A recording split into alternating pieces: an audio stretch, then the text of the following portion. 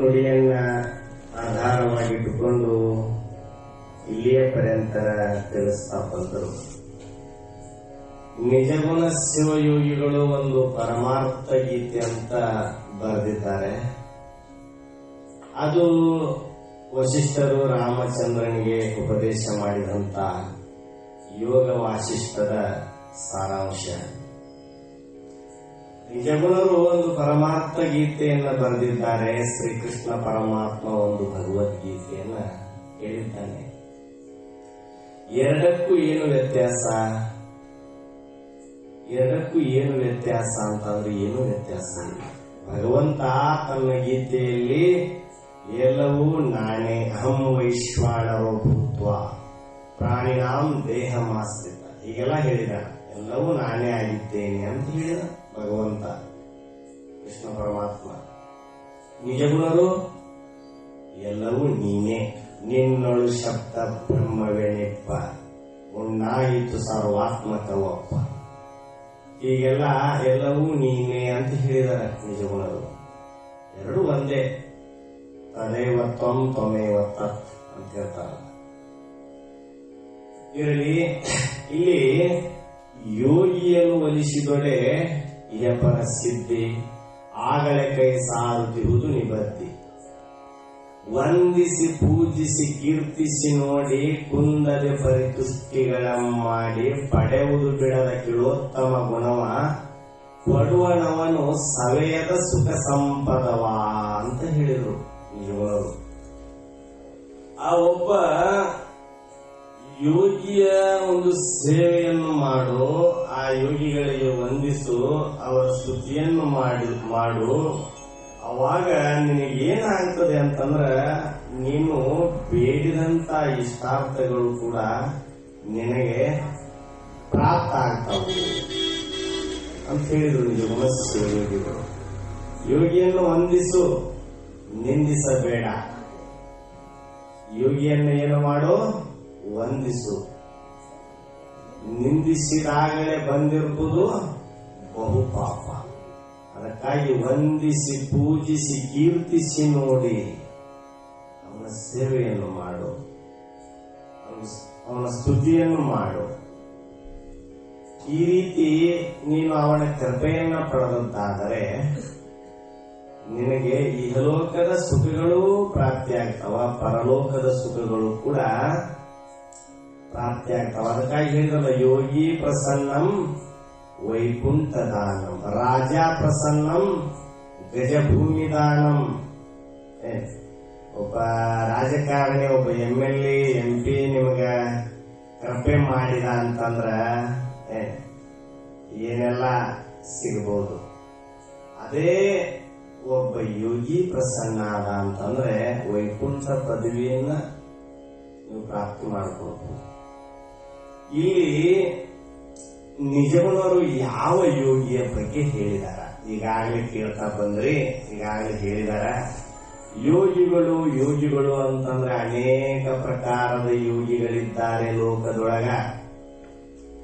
ನೇಗಿಲ ಯೋಗಿ ಅಂತಾರ, ಒಕ್ಕಲ್ತನ ಮಾಡಾವು ಯೋಗಿ ಅಂತಂತಾರ. ನೇಗಿಲ ಯೋಗಿ, ಕರ್ಮಯೋಗಿ, ಜ್ಞಾನಯೋಗೇನ ಸಾಂಖ್ಯಾನಂ ಕರ್ಮಯೋಗೇನ ಯೋಗಿನ ಭಗವಂತ ಗೀತೆಯಲ್ಲಿ ಹೇಳ್ತಾ ಇದ್ದಾನೆ. ಕರ್ಮಯೋಗಿಗಳು ಅಂತದಾರ. ಅದಕ್ಕಾಗಿ ನಿಜಗುಣರು ಯಾವ ಯೋಗಿಯ ಬಗ್ಗೆ ಹೇಳಿದಾರಪ್ಪ ಅಂತಂದ್ರ ಜ್ಞಾನಯೋಗಿ, ಜ್ಞಾನವನ್ನು ಪಡೆದುಕೊಂಡಿರ್ತಕ್ಕಂಥ ಜ್ಞಾನಯೋಗಿ, ಜ್ಞಾನಿ, ಸ್ಥಿತಪ್ರಜ್ಞ, ಯತಿ, ಆರೂಢ, ಜೀವನ್ಮುಕ್ತ ಅಂತ ಕರೀತಾರ. ಇವೆಲ್ಲವೂ ಕೂಡ ಒಂದೇ ಅರ್ಥವನ್ನು ಕೊಡತಕ್ಕಂಥ ಪರ್ಯಾಯ ಶಬ್ದಗಳು. ಅದಕ್ಕಾಗಿ ಆ ಯೋಗಿಯ ಬಗ್ಗೆ ನಿಜಗುಣರು ಹೇಳಿದಾರ. ಅವನು ಹೆಂಗಿರ್ತಾನಪ್ಪ ಅಂತಂದ್ರ ಗುರು ಶಂಭುಲಿಂಗವೇ ತಾನಾಗಿ ಮೆಚ್ಚಿನ ಪರಿಕಲ್ಪನೆಗಳನ್ನು ತೋರದೆ ನಿತ್ಯ ಸುಖದ ಶರದಿ ಎನಿಸಿಹ ನಿಹಗಳು ಮುಕ್ತನಾಗಿರುತ್ತಿರಪಣ ಆರೂಢನೆನಿಸುತ್ತಿಹನವನು. ಅವನು ಹೆಂಗಿರ್ತಾನಪ್ಪ ಅಂತಂದ್ರೆ ತನ್ನ ಮನಸ್ಸಿನ ಸಂಕಲ್ಪ ವಿಕಲ್ಪಗಳನ್ನು ಕೂಡ ತ್ಯಾಗ ಮಾಡಿರುತ್ತಾನೆ. ನಿತ್ಯ ಸುಖದ ಸಮುದ್ರ, ನಿತ್ಯ ಸುಖದ ಶರದಿ ಎನಿಸಿಯ ನಿಹಗಳು ಯಲೋಕದಲ್ಲಿ ಮುಕ್ತನಾಗಿರ್ತಾನ. ಅವನು ಜೀವನ ಮುಕ್ತ ಅಂತಾರಲ್ಲ, ಅವನು ಆರೂಢ ಸ್ಥಿತ ಪ್ರಜ್ಞ ಅಂತ ಯೋಗಿಯ ಲಕ್ಷಣವನ್ನು ಹೇಳಿದ್ರು ನಿಜಗುಣರು. ಭಗವದ್ಗೀತೆಯಲ್ಲಿಯೂ ಕೂಡ ಸರ್ವ ಸಂಕಲ್ಪ ಸನ್ಯಾಸಿ ಯೋಗಾರೂಢ ಸ್ತದೋಚ್ಯತೆ, ಮನಸ್ಸಿನ ಸಂಕಲ್ಪಗಳನ್ನೇ ಅವನು ತ್ಯಾಗ ಮಾಡಿರುತ್ತಾನೆ ಅಂತ ಹೇಳ್ತಾ ಬಂದ್ರು. ಅದಕ್ಕಾಗಿ ಇನ್ನೊಂದ್ ಕಡೆ ಹೇಳ್ತಾ ಇದ್ದಾರೆ ನಿಜಗುಣರು, ಹಿಡಿಯುವ ಮೋಹಕವಿಲ್ಲ ಅವನಿಗೆ, ಹಿಡಿಯುವ ಮೋಹಕವಿಲ್ಲ, ಬಿಡುವ ಬಾಧಕವಿಲ್ಲ, ಪಡೆವ ಗತಿ ಆಸೆ ಮೊದಲಿಲ್ಲ, ಯೋಗಿಗಳು ಜಡಮಿತ್ಯಹುದರಿಂದ ಬೇಕನ್ನೋದು ಇಲ್ಲ, ಬೇಡ ಅನ್ನೋದು ಇಲ್ಲ. ಹಿಡಿಯುವ ಮೋಹಕವಿಲ್ಲ, ಬಿಡುವ ಬಾಧಕವಿಲ್ಲ, ಪಡೆವ ಗತಿ ಆಸೆ ಮೊದಲಿಗಿಲ್ಲ ಅಂತ ಯೋಗಿಯ ಲಕ್ಷಣವನ್ನು ಹೇಳಿದರು. ಅದೇ ನಿಜಗುಣರು ಪರಮಾರ್ಥ ಗೀತೆಯಲ್ಲಿ ಬಹಳ ಸುಂದರವಾಗಿ ಹೇಳ್ತಾ ಇದ್ದಾರೆ. ಯೋಗಿ ಹೆಂಗಿರ್ತಾನಪ್ಪ ಈ ಲೋಕದೊಳಗೆ, ಅವನು ಹೆಂಗಿರ್ತಾನ? ಯೋಗಿಯ ಬಗ್ಗೆ ಜ್ಞಾನಿಯ ಬಗ್ಗೆ ತಿಳ್ಕೋಬೇಕಂತಂದ್ರ ನೀನು ಜ್ಞಾನಿ ಆದ್ರನ ತಿಳಿಯಾಕ ಬರ್ತದ ಏನ್ರಿ? ಅಜ್ಞಾನಿಗಳಿಗೆ ಗೊತ್ತಾಗುವುದಿಲ್ಲ. ಜ್ಞಾನಿ ಹೆಂಗಿರ್ತಾನ ಅನ್ನೋದು ಅಜ್ಞಾನಿಗಳಿಗೆ ಗೊತ್ತಾಗುವುದಿಲ್ಲ. ನಿಜವರಿದ ಮಹಾಪುರುಷನು ತನ್ನ ಕುರುಹು ತೋರದೆ ತರ್ಕಿಸದೆ ಸುಮ್ಮನೆಲ್ಲರ ತೆರಗಳು ಉಂಡುಟ್ಟು ಸಂಚರಿಪನು. ಅವನು ಗುರುತ ಹಿಡಿಬೇಕಾದ್ರೆ ಅಜ್ಞಾನಿಗಳಿಗೆ ಸಾಧ್ಯ ಇಲ್ಲ. ಜ್ಞಾನ ಇದ್ದವನಿಗೆ ತಿಳಿತದ ಜ್ಞಾನಿಯ ಹೆಜ್ಜೆ. ನೀರಾಗ ಮೀನಾ ಹೆಂಗ ನಿದ್ದೆ ಮಾಡ್ತಾವು ಅನ್ನೋದು ಗೊತ್ತಾಗಬೇಕಾಗಿತ್ತಂದ್ರ ನೀನು ಆ ನೀರಾಗ ಮೀನಾಗಿ ಹುಟ್ಟಿ ಬಂದ್ರನ ತಿಳಿತದ ಅಂತ. ದಂಡಿ ಮೇಲೆ ನಿಂತಾವ್ ಗೊತ್ತಾಗುದಿಲ್ಲ. ನೀರಾಗ ಮೀನಾ ಹೆಂಗ್ ನಿದ್ದೆ ಮಾಡ್ತಾವ, ಹೆಂಗ್ ಈಸ್ತಾವ್, ಹೆಂಗ್ ಊಟ ಮಾಡ್ತಾವ, ಹೆಂಗ್ ಉಸಿರಾಡ್ತಾವ ಅನ್ನೋದು ದಂಡಿ ಮೇಲೆ ಇದ್ದವ್ರಿಗೆ ಗೊತ್ತಾಗುದಿಲ್ಲ ಏನ್ರಿ? ಅದಕ್ಕೆ ಗೂಗಿಗೆ ಹಗಲಿ ಕಣ್ಣು ಕಾಣುದಿಲ್ಲ ಅಂತ. ಏನ ಗೂಗಿಗೆ ಹಗಲೊತ್ತ ಕಣ್ಣು ಕಾಣುದಿಲ್ಲ ಅಂತ. ಅದಕ್ಕೆ ಕಾಗಿಯ ಹಗಲು ಗೂಗಿಗೆ ರಾತ್ರಿ, ಗುಗ್ಗಿಯ ಹಗಲು ಕಾಗಿಗೆ ರಾತ್ರಿ. ಹಾಗೆ ಜ್ಞಾನಿ ಹೆಂಗಿರ್ತಾನ ಅನ್ನೋದು ಅಜ್ಞಾನಿ ಜೀವಿಗಳಿಗೆ ಗೊತ್ತಾಗುದಿಲ್ಲ. ತಿಳಿಯುವ ದೇಶಿವ ಶರಣರ ಮಹಿಮೆ ಪರಿಪರಿ ಪಾಪದ ನರ ಕುರಿಗಳಿಗೆ ಅಂತ ಹೇಳಿದ್ರು ಒಂದ್ ಕಡೆ, ಒಂದು ಅರ್ಥದಲ್ಲಿ. ಅದಕ್ಕಾಗಿ ಸಿದ್ದಾರೂಢಪ್ಪ ಮೊದಲು ಹುಬ್ಬಳ್ಳಿಗೆ ಬಂದಾಗ ಯಾರು ಗುರ್ತ ಹಿಡಿದಿಲ್ಲ ಅವನ್ನ, ಹುಚ್ಚಂದ್ರ ಅವಂಗ. ಅರ್ಥ ಆಯ್ತಾ? ಅದಕ್ಕೆ ನಿಜಗುಣರು ನಿಜವರಿದ ಮಹಾಪುರುಷನು ತನ್ನ ಕುರುಹು ತೋರದೆ ತರ್ಕಿಸದೆ ಸುಮ್ಮನೆಲ್ಲರ ತೆರಗಳು ಉಂಡುಟ್ಟು ಸಂಚರಿಪನು. ಅವನು ನಮ್ಮಂಗ ಇರ್ತಾನ, ನಮ್ಮಂಗ ಊಟ ಮಾಡ್ತಾನ, ನಮ್ಮಂಗ ಇರ್ತಾನ, ನಮ್ಮಂಗ ಮಲಗ್ತಾನ, ನಮ್ಮಂಗ ವ್ಯವಹಾರ ಮಾಡ್ತಾನ. ಆದ್ರೆ ಅವನ ಸ್ಥಿತಿನ ಬೇರೆ ಇರ್ತದೆ. ಅದಕ್ಕಾಗಿ ನಿಜಗುಣರು ಅಂತಾರ, ಬಂದುದನಹುದಲ್ಲೆಂಬುವನಲ್ಲ, ಮುಂದಹನೊಂದಂ ಬಯಸುವನಲ್ಲ, ಕಳೆದುದನೊಂದಂ ನೆನೆಯುವನಲ್ಲ. ಯೋಗಿಗಳು ಕರ್ಮಿಗಳು ಕರ್ಮಿಗಳಂತಿರ್ಪ, ಕರ್ಮರಹಿತರೊಡನವರಂತಿರ್ಪ. ಯೋಗಿಗಳು ಯೋಗಿಗಳಂತಿರ್ಪ, ಭೋಗಿಗಳು ಭೋಗಿಗಳಂತಿರ್ಪ. ಜೀವನ್ಮುಕ್ತರಿಗವರಿಗವರಂತೆ ಭಾವಿಸುತ್ತಿಯ ಉಪಹಿತ ಮಣಿಯಂತೆ. ಹೆಂಗಿರ್ತಾನಪ್ಪ ಅಂತಂದ್ರ ಯೋಗಿಗಳು ಕೂಡ ಯೋಗಿಗಳಂಗೆ ಇರ್ತಾನ, ಕರ್ಮಿಗಳು ಕೂಡ ಕರ್ಮಿಗಳಂತೆ. ಯಾರು ಹೆಂಗಿರ್ತಾರ ಅವ್ರಂಗೆ ಇರ್ತಾನ. ಒಂದು ಸ್ಫಟಿಕ ಮಣಿ ಅಂತ ಇರ್ತದ, ಅದ್ರ ಮುಂದೆ ನೀ ಯಾವ ಹೂವ ಇಡ್ತೀಯಲ್ಲ ಅದ್ರಂಗೆ ಕಾಣ್ತದಂತದು. ಅದಕ್ಕೆ ಅವರು ಕಂಡರೆ ಅವರಂತೆ, ಇವರು ಕಂಡರೆ ಇವರಂತೆ, ತಾನು ತನ್ನಂತೆ ಇರತಕ್ಕಂಥವನಾಗಿದ್ದಾನೆ ಜ್ಞಾನಿ. ಅವನನ್ನ ಗುರುತಿಸೋದು ಬಹಳ ಕಷ್ಟ. ಸಿದ್ದಾರೂಢಪ್ಪನ ಬಗ್ಗೆ ನೆನಪು ಮಾಡಿದ್ನಲ್ಲ, ಸಿದ್ದಾರೂಢಪ್ಪ ಮೊಟ್ಟ ಮೊದಲು ಹುಬ್ಬಳ್ಳಿಗೆ ಬಂದಾಗ ಗುರುಪಾದಯಾನ, ಹಿರೇಮಠದ ಗುರುಪಾದಯಾನ ಅಂತಕ್ಕಂಥ ಗುರುತಿಸಿದ ಸಿದ್ದಾರೂಢಪ್ಪನ. ಅಲ್ಲಿಯವರೆಗೆ ಯಾರು ಗುರುತ ಹಿಡಿದಿಲ್ಲ. ಈ ಲೋಕದ ಜನ, ಈ ಲೋಕ ಹೆಂಗೈತಂದ್ರ, ಆಗಿನ ಕಾಲಕ್ಕೆ ಸಿದ್ದಾರೂಢಪ್ಪ ಇದ್ದಾಗ ಅವಂಗ 2 ರೊಟ್ಟಿ ಕೊಟ್ಟ ಕೆಸರು ತೆಗೆದು ಹೋಗಿ ಅಂತ ಹೇಳಿದ್ರು. ಅನ್ನದ ಋಣಕ್ಕಾಗಿ 2 ರೊಟ್ಟಿ ಉಣ್ಣಾಕ ಕೊಟ್ಟು ಈ ಹುದುಲ ತೆಗೆದು ಹೋಗಿ ಅಂತ ಕೆಲಸ ಹಚ್ಚಿದ್ರು ಸಿದ್ದಾರೂಢಪ್ಪಗ ಅವಿದ್ದಾಗ. ಈಗ ಅವನ ಮಠದಾಗ ಆ ಯೋಗಿ ಜ್ಞಾನಿ ಅವನ ಮಠದಾಗ ಈಗ ಲಕ್ಷಾಂಗಟ್ಲೆ ಜನ ಇವತ್ತು ಅವನ ಹೆಸರು ಹೇಳಿ ಊಟ ಮಾಡಕತ್ತಾರ. ನೋಡ್ರಿ ಅವನ ಮಹಿಮೆ ಹೇಗಿರ್ತದ, ಒಬ್ಬ ಜ್ಞಾನಿಯ ಮಹಿಮೆ ಹೇಗಿರ್ತದ ಅಂತ ನಾವು ತಿಳ್ಕೊಳ್ಬೇಕು. ಅದಕ್ಕೋಸ್ಕರವಾಗಿ ಅಂತ ಒಬ್ಬ ಯೋಗಿಯ ಸೇವೆಯಿಂದ ನಿನಗೇನಪ್ಪಾ ಅಂತಂದ್ರ ಏನೆಲ್ಲ ಪ್ರಾಪ್ತಿ ಆಗ್ತದ, ಅವನಿಂದ ಅಸಾಧ್ಯವಾಗಿರ್ತಕ್ಕಂಥದ್ದು ಏನೂ ಇಲ್ಲ. ಅವನಲ್ಲಿ ಅಷ್ಟಮಹಾ ಸಿದ್ಧಿಗಳು ಇರ್ತವೆ. ಬ್ರಹ್ಮಜ್ಞಾನಿಯಲ್ಲಿ ಅವನ ಹತ್ರ ಅಷ್ಟಮಹಾ ಸಿದ್ಧಿಗಳು ಇರ್ತವೆ. ಅವೆಲ್ಲ ಕೈ ಜೋಡಿಸ್ಕೊಂಡು ನಿಂತಿರ್ತಾವಂತ. ನಾವು ಏನ್ ಕೆಲಸ ಮಾಡೋಣ ಅಂತ ಹೇಳಿ ಅದಕ್ಕೋಸ್ಕರವಾಗಿ ಅಂತ ಒಂದು ಶಕ್ತಿ ಅವನಲ್ಲಿ ಇರ್ತದ. ಅವನ ಸೇವೆಯಿಂದ ನೀನು ಬೇಡಿದಂತ ಫಲಗಳು ಯಾರ್ಯಾರು ಯಾವುದನ್ನ ಮನಸ್ಸಿನಲ್ಲಿಟ್ಕೊಂಡು ಸೇವೆಯನ್ನು ಮಾಡ್ತಾರ. ಏನಪ್ಪಾ ಅಂತಂದ್ರ ಸದ್ವಿದ್ವಾನೋಪಸರ್ಗತ, ಯಾರು ಯಾವ ಭಾವನೆಯಿಂದ ಅವನ ಒಂದು ಪೂಜೆ ಸೇವೆಯನ್ನು ಮಾಡ್ತಾರಲ್ಲ ಅವ್ರಿಗೆಲ್ಲ ಅಂತ ಫಲಗಳು ಪ್ರಾಪ್ತಿ ಆಗ್ತಾವ. ಅನ್ನೋದಕ್ಕೊಂದು ಉದಾಹರಣೆ ಏನಂತಂದ್ರ ಆತ್ಮಜ್ಞಂ ಹೆರ್ಚೆಯೇ ಭೂತಿ ಕಾಮ ಅಂತ ಒಂದು ಶ್ಲೋಕ ಇದೆ. ಗರಗದ ಮಡಿವಾಳಪ್ಪನ ಸೇವೆಯನ್ನು ಮಾಡ್ತಾ ಇದ್ರು ಶಿವಬಸಪ್ಪ ಶಿವಲಿಂಗಮ್ಮ ಅಂತಕ್ಕಂತ ಇಬ್ಬರು ದಂಪತಿಗಳು. ಗರಗದ ಅವರಿಗೆ ಮಕ್ಕಳಿದ್ದಿದ್ದಿಲ್ಲ. ಮಕ್ಕಳ ಸಲುವಾಗಿ ಗರಗದ ಮಡಿವಾಳಪ್ಪನ ಸೇವೆಯನ್ನು ಮಾಡ್ತಾ ಇದ್ರು ಅವರು ಇಬ್ರು ದಂಪತಿಗಳು. ಆ ಗರಗದ ಮಡಿವಾಳಪ್ಪನ ಕೃಪೆಯಿಂದ ಶಿವಪುತ್ರಪ್ಪ ಅವರು ಹುಟ್ಟಿದ್ರು. ಬ್ರಹ್ಮಲೀನ ಶಿವಪುತ್ರಪ್ಪ ಅವರು ನಿಜಗುಣರ ಶಾಸ್ತ್ರಗಳಿಗೆ ಅರ್ಥ ಬರೆದಂತವರು. ಶಿವಪುತ್ರಪ್ಪ ಅವರು ಜನಿಸಿದ್ರು. ಶಿವಪುತ್ರ ಅದಕ್ಕೆ ಹೇಳ್ತಾರ ನೋಡಿ, ಗರಗದ ಶ್ರೀ ಗುರು ಮಡಿವಾಳೇಶನ ಕರುಣೆಯ ಕಂದರಿಗೆ ಅಂತ ಮಂಗಳಾರತಿ ಪದ್ಯದಲ್ಲಿ ಹೇಳ್ತಾರೆ. ಶಿವಪುತ್ರಪ್ಪ ಅವರು ಹುಟ್ಟಿದ 12ನೇ ವಯಸ್ಸಿನ ಹುಬ್ಬಳ್ಳಿಗೆ ಬಂದ್ರಂತ. ಹುಬ್ಬಳ್ಳಿಗೆ ಬಂದು ಸಿದ್ದಾರೂಢಪ್ಪರ ಶಿಷ್ಯರಾದರು. ಮೊದಲೇ ಮಕ್ಕಳಿದ್ದಿದ್ದಿಲ್ಲ ಅವರಿಗೆ. ಮಡಿವಾಳಪ್ಪನ ಆಶೀರ್ವಾದದಿಂದ ಹುಟ್ಟಿದ್ದು ಒಬ್ಬನೇ ಒಬ್ಬ ಮಗ ಅಂತವರು.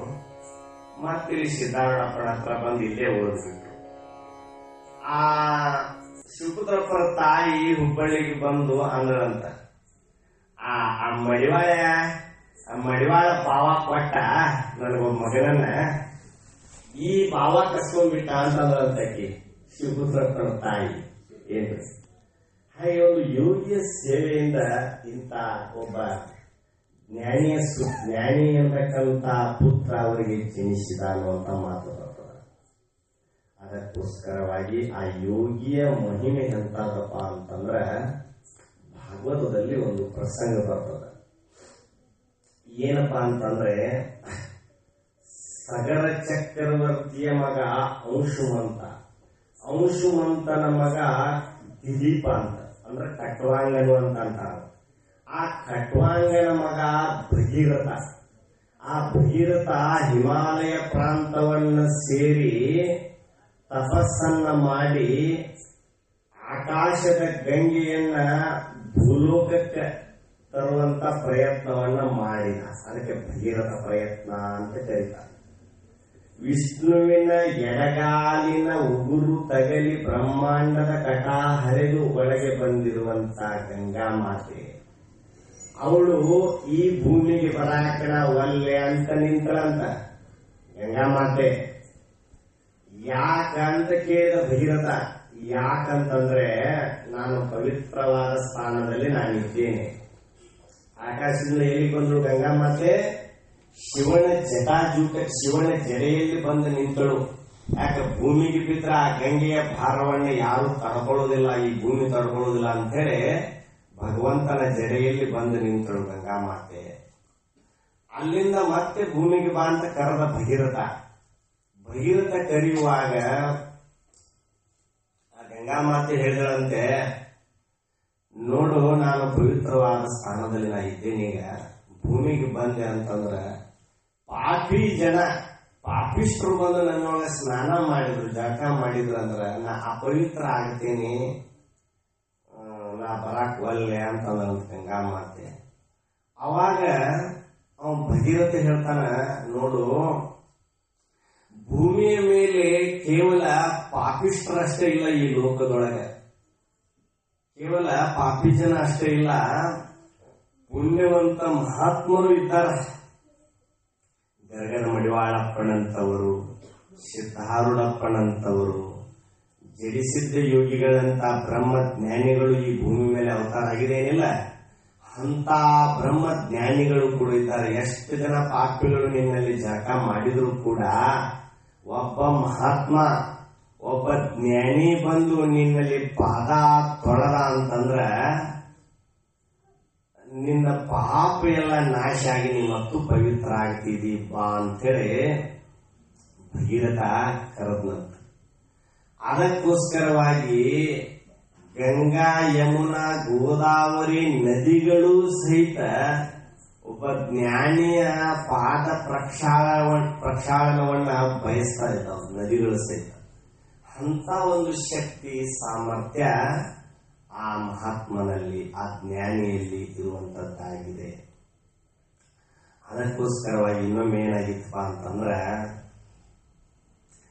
ಸಂತ ಜ್ಞಾನೇಶ್ವರ ಮಹಾರಾಜರು ಮಹಾರಾಷ್ಟ್ರದೊಳಗ ಜ್ಞಾನದೇವನ ಅವತಾರ ಆಯಿತು. ಅದೇ ಜ್ಞಾನದೇವನ ಅವತಾರ ಕರ್ನಾಟಕದೊಳಗ ಸಿದ್ಧಾರೂಢನೆಂಬ ನಾಮದಿಂದ ಆಯಿತು ಅಂತ ಸಿದ್ಧಾರೂಢನ ಮೊದಲನೇ ಅಧ್ಯಾಯದೊಳಗ ಬರೆದಿದ್ದಾರೆ. ಇದನ್ನ ಮಹಾರಾಷ್ಟ್ರದೊಳಗ ಜ್ಞಾನದೇವನ ಅವತಾರ ಆಯಿತು. ಜ್ಞಾನೇಶ್ವರ ಮಹಾರಾಜ ಒಂದು ಕ್ವಾಣನ ಮೇಲೆ ಕೈ ಇಟ್ಟ. ಕೋಣ ವೇದ ಹೇಳಿತು. ಕೋಣ ಏನ್ ಮಾಡಿತು? ವೇದವನ್ನ ಹೇಳಿತು. ಇಲ್ಲಿ ಸಿದ್ಧಾರೂಢಪ್ಪ ಹುಲಿ ಮೇಲೆ ಕೈ ಇಟ್ಟ. ಹುಲಿ ಏನಾಯಿತು? ಮರು ಜನ್ಮದೊಳಗ ಅವರ ಶಿಷ್ಯ ಗುರುನಾಥಾರೂಢರಾಗಿ ಬಂತದ್ದು ಹುಲಿ. ಅದಕ್ಕೆ ಕೇಳಿದ್ರು, ವ್ಯಾಘ್ರಮಿತ್ರನು ನರನುವಾಗಿ ಜನಿಸಿ ಬಂದನು ಭೂಮಿಗೆ, ಗುರು ಕರುಣೆಯಲ್ಲಿ ಗುರುನಾಥರು ಆರೂಢ ಮಾರ್ಗದಿ ಹೊಳೆವಗೆ. ಮಹಾರಾಷ್ಟ್ರದೊಳಗ ಜ್ಞಾನದೇವನ ಅವತಾರ ಆಯಿತು. ವಿಠ್ಠಲ ಪಂತ ರುಕ್ಮಿಣಿ ಅನ್ನತಕ್ಕಂತ ಪುಣ್ಯ ದಂಪತಿಗಳ ಉದರದಲ್ಲಿ ಜ್ಞಾನದೇವ, ಸೋಪಾನ, ಮುಕ್ತಾಬಾಯಿ, ನಿವೃತ್ತಿನಾಥ ಅನ್ನತಕ್ಕಂತ 4 ಮಕ್ಕಳು ಜನಿಸಿದರು. ಅವ್ರು 4 ಮಂದಿ ಜ್ಞಾನಿಗಳೇ. ಅವರು ಒಂದ್ಸಲ ಸಂಚಾರ ಮಾಡ್ತಾ ಎಲ್ಲಿಗೋ ಹೊರಟಿದ್ರಂತವ್ರು. ಯಮನೂರು ಚಾಂಗದೇವ ಅಂತ ಆಗಿರೋದ. ಚಾಂಗದೇವ ನವಲಗುಂದದಿಂದ ಮುಂದೆ ಬರ್ತದೆ ಯಮನೂರು ಅಂತಕ್ಕಂಥ ಊರು. ಆ ಯಮನೂರು ಚಾಂಗದೇವ ಅಂತಂದ್ರ 1400 ವರ್ಷ ಬದುಕಿದ್ನಂತವ್ ಚಾಂಗದೇವ.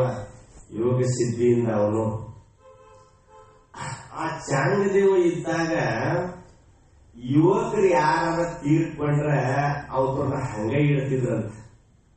ಆ ಚಾಂಗದೇವ ಕಣ್ಣು ತೆಗೆದಾಗ ಅವಕ್ಕೆ ಜೀವ ಬರ್ತಿತ್ತಂತ. ಆ ಚಾಂಗದೇವ ಸಮಾಧಿ ಸ್ಥಿತಿಯಲ್ಲಿ ಕುಂಡುತ್ತಿದ್ದ. ಅವ ಕಣ್ಣು ತೆಗೆದಾಗ ಅವ ತನ್ನ ಕಮಂಡಲೊಳಗಿನ ನೀರು ಸಿಂಪಡಿಸಿದಾಗ ಸತ್ತದಕ್ಕೆ ಜೀವ ಬರ್ತಿತ್ತಂತ. ಅದಕ್ಕೆ ಹೆಣಗಳ ರಾಶಿ ಹಾಕಿಡ್ತಿದ್ರಂತ ಚಾಂಗದೇವನ ಮುಂದೆ. ಅಲ್ಲೇ ಅದೇ ದಾರಿಯೊಳಗೆ ಇವರು 4 ಹುಡುಗರು ಹಾಯ್ದು ಹೊಂಟಿದ್ರು. ಅದೇ ದಾರಿಯೊಳಗೆ ಹೋಗುವಾಗ ಮುಕ್ತಾಬಾಯಿ ಕೇಳಿದ್ರಂತ, ಇದೇನಿದು, ಇಲ್ಲಿ ಯಾಕೆ ಇವ್ರು ರಾಶಿ ಹಾಕಿಟ್ಟಾರು, ಅವ್ರು ಕುಂತವ್ರು ಯಾರು ಅಂತ ಹಿಂಗೆಲ್ಲ ಕೇಳಿದ್ರು ಮುಕ್ತಾಬಾಯಿ. ಹಿಂಗಾವ ಚಾಂಗದೇವ ಅಂತೇಳಿ ಕಣ್ಣ ತೆಗೆದಾಗ ಇವ್ರು ನೀರು ಸಿಂಪಡಿಸಿದಾಗ ಇವ್ರಿಗೆ ಜೀವ ಬರ್ತದ, ಅದಕ್ಕೆ ಈ ಹೆಣಗಳ ರಾಶಿ ಹಾಕಿಟ್ಟಾರ ಅಂತ ಹೇಳಿದ್ರು ಒಬ್ರು. ಅವಾಗ ಆ ಮುಕ್ತಾಬಾಯಿ ಅಂದ್ರಂತ, ಅವ್ರನ್ನ ಜೀವ ಮಾಡಾಕ ಅದಕ್ಕೆಲ್ಲ ಅದೆಲ್ಲ ಯಂತ್ರ ಮಂತ್ರ ಅವೆಲ್ಲ ಎದಕ್ ಬೇಕು, ಆ ಯುಗ ಅದೆಲ್ಲ ಎದಕ್ ಬೇಕು ಅಂಥೇಳಿ ಆ ಜ್ಞಾನೇಶ್ವರ ಮಹಾರಾಜಂದು, ನಿವೃತ್ತಿನಾಥಂದು, ಸೋಪಾನದ ಒಂದಿಷ್ಟು ಪಾದದ ಧೂಳಿ ಅವ್ರದೊಂದಿಷ್ಟು ಪಾದದ ಧೂಳಿ ತಗೊಂಡು ಹೋಗಿ ಆ ಹೆಣಗಳ ಮೇಲೆ ಹಾಕಿದಾಗ ಆ ಸತ್ತದ್ದು ಎದ್ದು ಹೊಂಟು ನೋಡ್ರಿ. ಎಂತ ಒಂದು ಶಕ್ತಿ ಇರ್ತದ ಜ್ಞಾನಿಯಲ್ಲಿ. ಅದಕ್ಕೋಸ್ಕರವಾಗಿ ಸಂತಾಚಿ ವಿಭೂತಿ ಜಗಾಚಿ ಕಲ್ಯಾಣ ಅಂತ ಹೇಳ್ತಾರೆ. ಅಲ್ಲಿ ಅಪ್ಪವ್ರ ಮಠ ಹಂಪಿ ಒಳಗಿದೆ, ಸುರಾಮವಧೂತರ ಮಠ. ಅಲ್ಲಿ ಹೋಗ್ತೇವೆ ನಾವು ಕಾರ್ಯಕ್ರಮಕ್ಕೆ. ಹಂಪಿ ಅದು ಹಿಂದಿನ ಕಾಲದ ವಿಜಯನಗರ ಸಾಮ್ರಾಜ್ಯ ಅಂತ ಹೇಳ್ತಾರ. ಹಕ್ಕಬುಕ್ಕರ ಅಂತಕ್ಕಂಥವ್ರು ಸ್ಥಾಪನೆ ಮಾಡಿದ್ರು.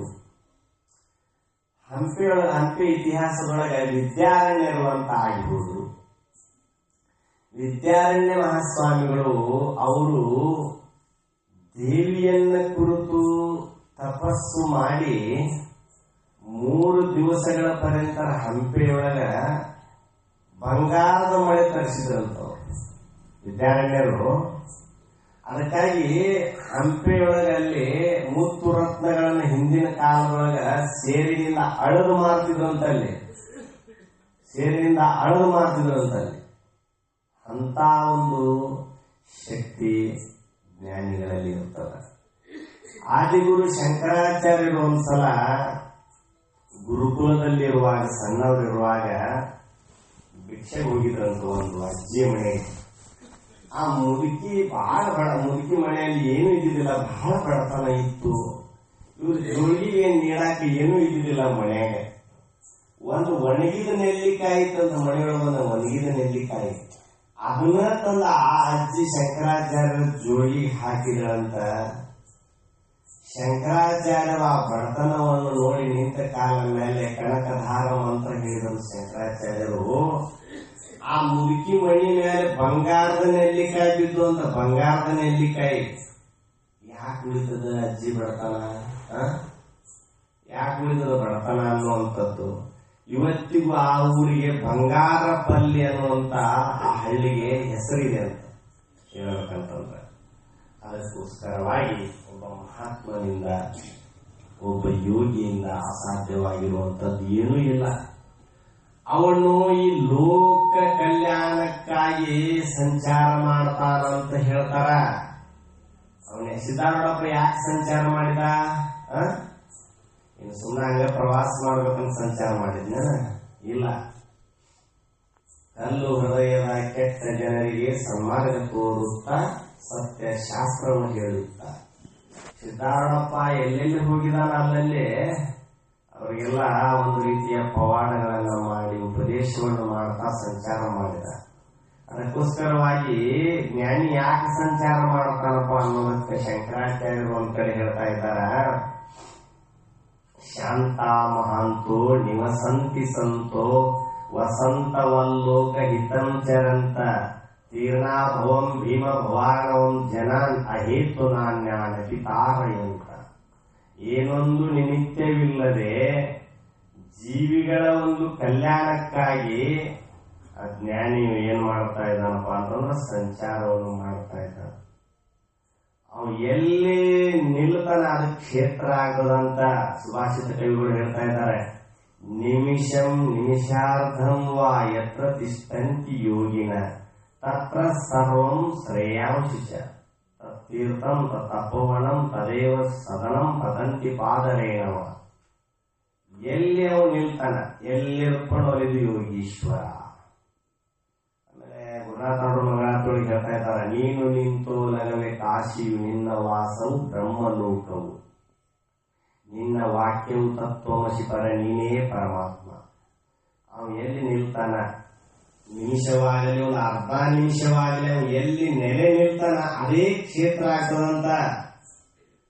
ದೇಶ ದೇಶವ ತಿರುಗಿ ಇಲ್ಲಿಗೆ ಬಂದಾನೋ, ವಾಸುಳ್ಳ ಹುಬ್ಬಳ್ಳಿ 7 ಮೆಟ್ಟ ಮಾಡ್ಯಾನೋ, 7 ಮೆಟ್ಟಿನ ಹುಲಿ ಅಲ್ಲೇ ಮಲಗೈತು, ಸಿದ್ಧನ ಪಾದಕ್ಕೆ ಎರಗೈತು ಅಂತ ಹೇಳ್ತಾರಲ್ಲ.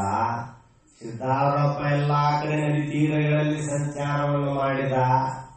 ಗಂಗಾ ನದಿ ಮೊದಲಾದಂತ ನದಿ ತೀರಗಳಲ್ಲಿ ಸಂಚಾರ ಮಾಡಿದ. ಅಲ್ಲೆಲ್ಲಾದ್ರೂ ತನ್ನ ಕ್ಷೇತ್ರ ಮಾಡಬಹುದಾಗಿತ್ತಲ್ಲ.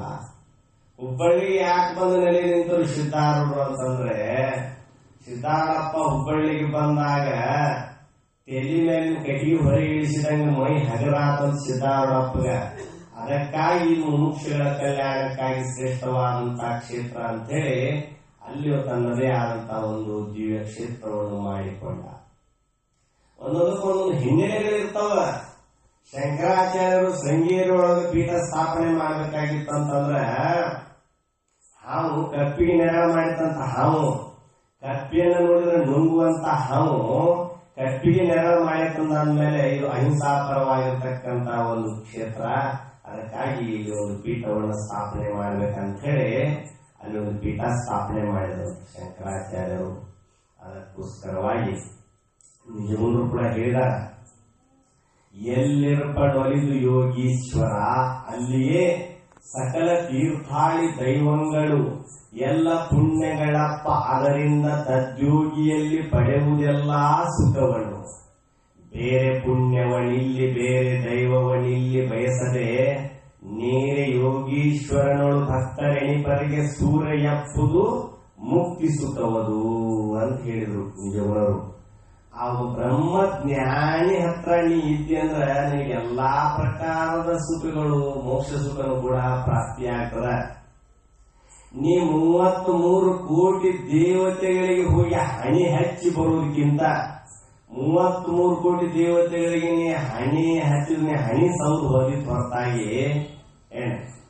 33 ಕೋಟಿ ದೇವತೆಗಳಿಗೆ ಹಣಿ ಹಚ್ಚೋದಕ್ಕಿಂತ ಒಬ್ಬ ಬ್ರಹ್ಮ ಜ್ಞಾನಿಯ ಪಾದಕ್ಕೆ ಹಣಿ ಹಚ್ಚಿದೆ ಅಂತಂದ್ರೆ ನಿನ್ನ ಹಣೆ ಬರ ಬದಲಿ ಆಗ್ತದ ಅಂತ ಹೇಳ್ತಾರೆ. ಸದ್ಗುರುಜಿ ಅಂಗುಷ್ಟಿ ಕೋಟಿ ದೇವಾಂಚಿ ವಸ್ತಿ, ಅವನ ಒಂದು ಅಂಗುಷ್ಟದಲ್ಲಿ ಏನಪ್ಪಾ ಅಂತಂದ್ರ ಕೋಟಿ ಕೋಟಿ ದೇವತೆಗಳು ವಸ್ತಿ ಮಾಡಿದಾರಂತ.